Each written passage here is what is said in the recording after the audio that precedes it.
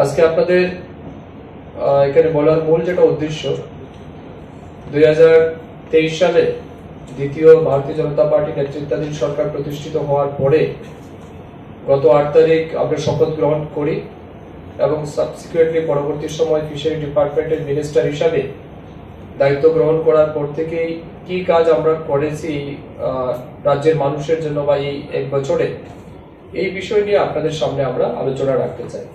গত 8 তারিখে আমাদের সরকার 1 বছর পূর্তি হয়েছে। তো এই 1 বছরের মাথায় ফিশারি ডিপার্টমেন্ট অনেকগুলি কম্প্রিহেন্সিভ পরিকল্পনার মাধ্যমে রাজ্যে মাছের উৎপাদন বৃদ্ধি করার জন্য আমরা কাজ করেছি এবং অনেকগুলি ইনোভেটিভ ইনিশিয়েটিভস আমরা গ্রহণ করেছি। তার মধ্যে উল্লেখযোগ্য যেটা আপনাদেরকে জানানো খুব বেশি প্রয়োজন, আপনাদের নিশ্চয়ই মনে আছে in the last press conference I had spoken about the integrated aqua park, establishment of integrated aqua park। সেই সম্পর্কিত বিষয় আপনাদেরকে আমরা জানাতে দিতে চাই। আপনারা নিশ্চয়ই জানেন যে আমাদের রাজ্য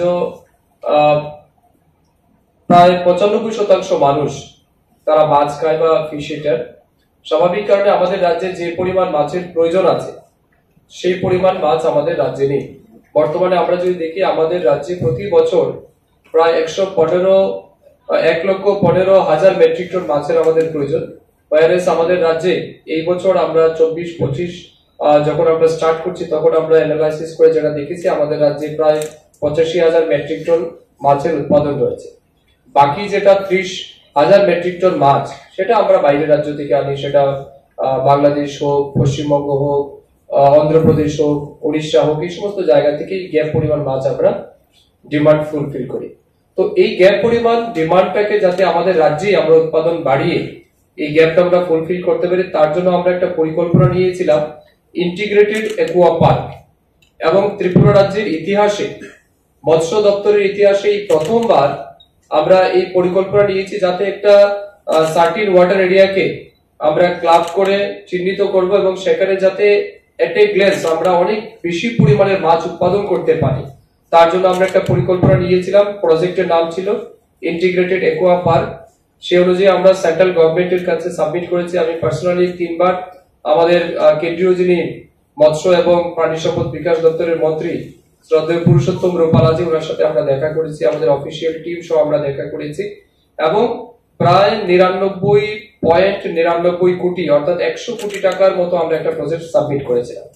তার মধ্যে আনন্দের সহিত আপনাদেরকে জানাচ্ছি সেন্ট্রাল গভর্নমেন্ট সেই স্কিমের উপর এক্সামাইন করে তারা বিচার বিশ্লেষণ করে আমাদেরকে ইতিমধ্যে 42,39,94,000 অর্থাৎ 42,39,94,000 টাকার স্যাংশন ইতিমধ্যে আমাদের ফার্স্ট ফেজে আমাদেরকে দিয়ে দিয়েছে।